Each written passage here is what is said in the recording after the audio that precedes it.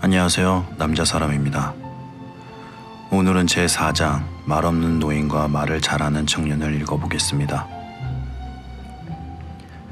친구가 아주 많아도 특히 더 좋고 더 가깝게 느껴지는 친구가 있게 마련이다. 모모 역시 그랬다. 모모에게도 특히 좋아하는 친구가 둘이 있었다. 그들은 매일 모모를 찾아와 가지고 있는 모든 것을 함께 나누어 가졌다.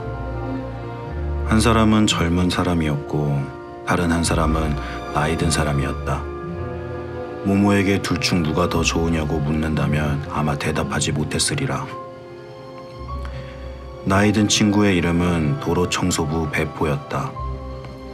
물론 배포에게는 다른 성이 있었다. 하지만 직업이 도로청소부였고 모두들 도로청소부 배포라고 불렀기 때문에 배포도 스스로 그렇게 부르고 있었다. 도로청소부 배포는 원형극장 근처에 오두막집에 살고 있었다. 빨간 벽돌과 함석 조각과 타르를 입힌 골판지로 손수 지은 집이었다. 배포는 유난히 키가 작은 데다가 걷는 자세도 약간 꾸부정해서 모모보다 약간 큰 정도였다. 한 줌의 짧은 하얀 머리다발이 제멋대로 뻗쳐 있는 커다란 머리는 언제나 갸우뚱 기울여 있고 콧등에는 작은 안경이 걸쳐 있었다. 사람들은 도로청소부 배포가 머리가 약간 이상하다고 생각했다. 배포는 누가 무엇을 물어보면 빙그레 웃기만 하고 대답을 하지 않았다. 배포는 곰곰이 생각했다. 대답할 필요가 없다고 생각되면 아무 말도 하지 않았지만 대답할 필요가 있다고 생각되면 그것에 대해 곰곰이 생각했다. 그 시간은 2시간이 걸리기도 하고 하루 종일 걸리기도 했다. 그런 다음 그는 대답을 했다. 그동안 당연히 자기가 뭘 물어보았는지 잊어버린 상대방은 배포의 뒤늦은 대답에 어리둥절해할 수밖에 없었다. 하지만 모모는 달랐다. 모모는 배포가 대답할 때까지 오랫동안 기다릴 수 있었고 또 그의 말을 이해할 수도 있었다. 모모는 배포가 진실이 아닌 이야기를 하지 않기 위해서 많은 시간이 필요하다는 것을 잘 알고 있었다. 배포는 모든 불행은 의도적인 혹은 의도하지 않은 수많은 거짓말, 그러니까 단지 급하게 서두르거나 철저하지 못해서 저지르게 되는 수많은 거짓말에서 생겨난다고 믿고 있었다. 배포는 날마다 해가 뜨려면 아직 먼 이른 새벽에 삐걱대는 낡은 자전거를 타고 시내의 커다란 건물로 출근했다. 그리고 동료들과 같이 그 건물 마당에서 기다렸다. 그러면 어떤 사람이 나와서 빗자루와 수레를 나누어 주고 청소해야 할 거리를 지정해 주었다. 배포는 도시가 아직 잠에서 깨어나지 않은 해가 뜨기 전에 그 시간을 좋아했다. 그는 자기가 맡은 일을 좋아했고 또 철저하게 했다. 자기가 하는 일이 꼭 필요한 일이라는 것을 잘 알고 있었기 때문이다. 그는 천천히 하지만 쉬지 않고 쓸었다. 한 걸음 떼어 놓을 때마다 숨 한 번 쉬고 숨 한 번 쉴 때마다 비질을 한 번 했다. 한 걸음 한 번 숨 쉬고 한 번 비질, 한 걸음 한 번 숨 쉬고 한 번 비질. 그러다가 가끔 잠시 멈춰서서 생각에 잠겨 앞을 우두커니 바라보았다. 그리고는 다시 한 걸음 한 번 숨 쉬고 한 번 비질을 계속하는 것이었다. 뒤쪽에 깨끗한 거리를 두고 앞에는 지저분한 거리를 두고 그렇게 청소를 하다 보면 종종 위대한 생각이 떠올랐다. 하지만 그것은 어렴풋이 기억나는 향기나 꽃 속에서 모았던 색깔과 같아서 전달하기가 쉽지 않았다. 그는 일을 끝내고 모모 옆에 앉아 그런 생각을 들려주곤 했다. 모모가 특유의 방식으로 열심히 들어주기 때문에 그럴 때면 배포의 굳었던 혀도 풀려서 적절한 단어를 찾아내는 것이었다. 이를테면 배포는 이렇게 얘기했다. 얘 모모야, 때론 우리 앞에 아주 긴 도로가 있어. 너무 길어 도저히 해낼 수 없을 것 같다. 이런 생각이 들지. 그리고는 한참 동안 묵묵히 앞을 바라보다가 다시 말했다. 그러면 서두르게 되지. 그리고 점점 더 빨리 서두르는 거야. 허리를 펴고 앞을 보면 조금도 줄어들지 않을 것 같지. 그러면 더욱 긴장하고 불안한 거야. 나중에는 숨이 탁탁 막혀서 더 이상 비질을 할 수가 없어. 앞에는 여전히 길이 아득하고 말이야. 하지만 그렇게 해서는 안 되는 거야. 그리고는 한참 동안 생각하다가 다시 말을 이었다. 한꺼번에 도로 전체를 생각해서는 안 돼. 알겠니? 다음에 딛게 될 걸음, 다음에 쉬게 될 호흡, 다음에 하게 될 비질만 생각하는 거야. 계속해서 바로 다음 일만 생각해야 하는 거야. 그리고는 다시 말을 멈추고 한참 동안 생각을 한 다음 이렇게 덧붙였다. 그러면 일을 하는 게 즐겁지. 그게 중요한 거야. 그러면 일을 잘 해낼 수 있어. 그래야 하는 거야. 그리고는 다시 한번 오랫동안 잠자코 있다가 다시 말했다. 한 걸음 한 걸음 나가다 보면 어느새 그 긴 길을 다 쓸었다는 것을 깨닫게 되지. 어떻게 그렇게 했는지도 모르겠고 숨이 차지도 않아. 그는 가만히 고개를 끄덕이고는 이렇게 말을 맺었다. 그게 중요한 거야. 또 한 번은 이런 일도 있었다. 배포는 오랫동안 아무 말도 하지 않고 모모 옆에 앉아 있었다. 모모는 배포가 깊이 생각하고 있고 무언가 중요한 말을 하고 싶어 한다는 것을 눈치챘다. 그는 갑자기 모모의 눈을 들여다보며 입을 떼었다. 우리가 누구인지 알았어. 한참 있다가 그는 나지막한 목소리로 말을 이었다. 한낮에, 모든 것이 한낮의 열길에 잠들어 있을 때 종종 있는 일이야. 그때 이 세상은 투명해지지. 마치 강물처럼 말이야. 알겠니? 바닥까지 다 들여다보는 거야. 그리고는 고개를 끄덕이고 잠시 잠자코 있다가 목소리를 더욱 낮추며 말했다. 거기 그 아래 밑바닥에는 다른 시대가 있어. 그리고는 다시 오랫동안 곰곰이 생각하며 적당한 단어를 찾았다. 하지만 적당한 표현이 생각나지 않는 모양인지 갑자기 아주 평범한 어조로 이렇게 말했다. 나는 오늘 옛 성벽기를 쓸었어. 성벽에는 서로 다른 색깔의 돌이 5개가 있었지. 모모, 알겠니? 그러면서 손가락으로 먼지 속을 커다랗게 T자를 그리더니 고개를 갸우뚱하게 숙이고 글자를 바라보다가 갑자기 나지막한 목소리로 속삭였다. 나는 그걸 다시 알아보았어. 돌들 말이야.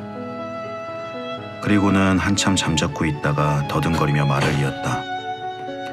다른 시대였어. 성벽을 쌓던 때였어. 일하는 사람들이 아주 많았지. 하지만 2사람이 있었어. 그들은 거기에 돌을 끼워 넣었지. 표시였던 거야. 알겠니? 나는 그걸 알아보았던 거야. 그는 손으로 눈꺼풀을 쓸어 올렸다. 말하기가 무척이나 힘이 드는 것 같았다. 다시 말을 잇는 그의 목소리는 갈라져 있었다. 옛날에 다른 모습이었어. 2사람 말이야. 아주 달랐어. 그리고는 거의 화가 난 것처럼 단호한 목소리로 불쑥 말했다. 하지만 나는 우리를 다시 알아보았어. 너하고 나 말이야. 나는 우리를 알아보았던 거야. 도로청소부 배포가 그런 식으로 말하는 것을 듣고 웃는 사람들이 나쁘다고 할 수만은 없었다. 배포의 등 뒤에서 도락군 하는 표시로 손가락으로 맴을 그려 보이는 사람도 있었다. 하지만 모모는 배포를 사랑했고 그의 모든 말을 가슴속에 담아두었다. 모모와 가장 친한 또 다른 친구는 젊은 사람이었고 모든 면에서 도로청소부 배포와 정반대였다. 잘생긴 외모, 꿈꾸는 듯한 눈. 하지만 무엇보다도 말솜씨가 기가 막히게 좋았다. 농담과 우스갯소리가 마를 날이 없었고 어찌나 경쾌하게 웃는지 같이 있는 사람은 그러고 싶지 않아도 따라 웃을 수밖에 없었다. 그의 이름은 기롤라모였다. 하지만 누구나 그냥 간단히 기기라고 불렀다. 우리는 나이 든 배포를 직업에 따라 불렀다. 그러니까 제대로 된 직업이 없긴 하지만 기기도 그렇게 부르기로 하자. 자, 관광안내원 기기. 이미 말했듯이 관광안내원이란 직업은 기기가 기회가 닿으면 갖는 수많은 직업 가운데 하나에 불과했다. 게다가 정식으로 채용된 곳도 아니었다. 이 일에 필요한 도구라고는 책 달린 모자밖에 없었다. 그는 몇몇 관광객이 근처에서 헤매고 있다 싶으면 곧 모자를 머리에 눌러 쓰고는 정색하고 다가서서 자기가 주변을 안내하며 모든 것을 설명해 주겠다고 자청했다. 관광객이 허락하면 기기가 기다렸다는 듯이 말문을 열고 허무맹랑한 이야기를 늘어놓았다. 듣고 있다 보면 머리가 빙글빙글할 정도로 사건과 발생 연도와 이름을 지어내서 마구 늘어놓았던 것이다. 물론 진상을 눈치채고 화를 내며 가버리는 사람도 있었다. 하지만 대개는 그 이야기를 전부 사실로 받아들이고 마지막으로 기기가 모자를 내밀면 대가로 진짜 돈을 지불하는 것이었다. 이웃들은 기기의 기발한 생각에 웃음보를 터뜨렸다. 하지만 걱정스러운 표정으로 꾸며낸 이야기를 하고 돈을 받는 것은 옳지 않다고 충고하기도 했다. 그러면 기기는 이렇게 대답했다. 하지만 시인들은 모두 그렇게 하잖아요. 그리고 관광객들도 아무 소득 없이 헛돈을 쓴 건가요? 나는 그 사람들이 원하는 걸 얻어냈다고 생각해요. 학술서적에 쓰여있는 얘기든 꾸며낸 얘기든 무슨 차이가 있어요? 어차피 아무도 모르는 거잖아요. 기기는 그렇게 말하기도 했다. 아, 도대체 뭐가 진실이고 뭐가 거짓이라는 거죠? 1000년이나 2000년 전에 무슨 일이 일어났는지 누가 알겠어요? 여러분은 아세요? 사람들은 시인할 수밖에 없었다. 모르지. 그러면 관광안내원 기기는 의기양양해서 이렇게 말했다. 그거 보세요. 그런데 어떻게 제 얘기가 거짓말이라고 할 수 있죠? 우연히 그런 일이 일어났을 수도 있잖아요. 그렇다면 제 얘기는 100% 진실인 거예요. 여기까지 이르면 대답이 궁색해지기 마련이었다. 말솜씨로 기기를 당해내기는 쉽지 않았다. 하지만 유감스럽게도 원형극장을 찾는 관광객은 너무 적었다. 그래서 기기는 어쩔 수 없이 다른 직업을 찾을 수밖에 없었다. 기기는 공원 경비원으로 일하기도 하고 결혼식 증인이나 장례식 입회인 노릇도 했다. 개를 산책시키고 연애 편지를 나르고 기념품이나 고양이 먹이를 팔기도 했다. 그 밖에도 기회가 닿는 대로 수많은 일을 했다.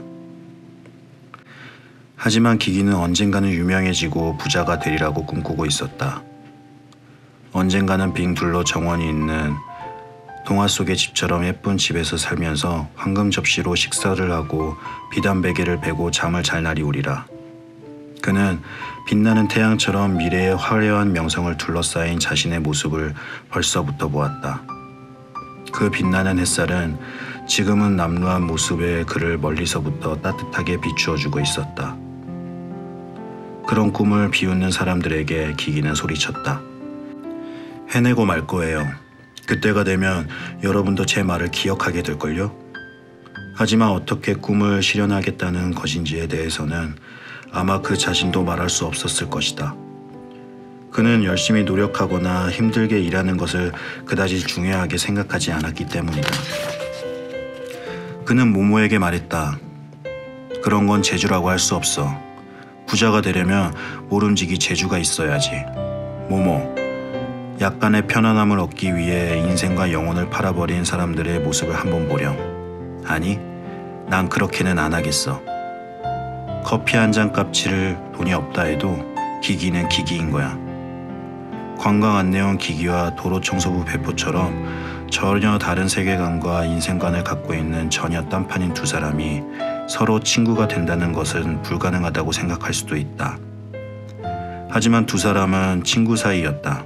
묘하게도 기기를 경망스럽다고 탓하지 않는 사람이 나이든 배포밖에 없었다. 마찬가지로 말솜씨 좋은 기기가 비웃지 않는 사람은 괴짜노인 배포밖에 없었다.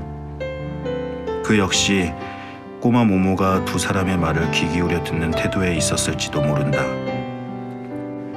하지만 이들 세 사람 중 자신들의 우정에 곧 어두운 그늘이 드리워지리라는 것을 예상한 사람은 아무도 없었다.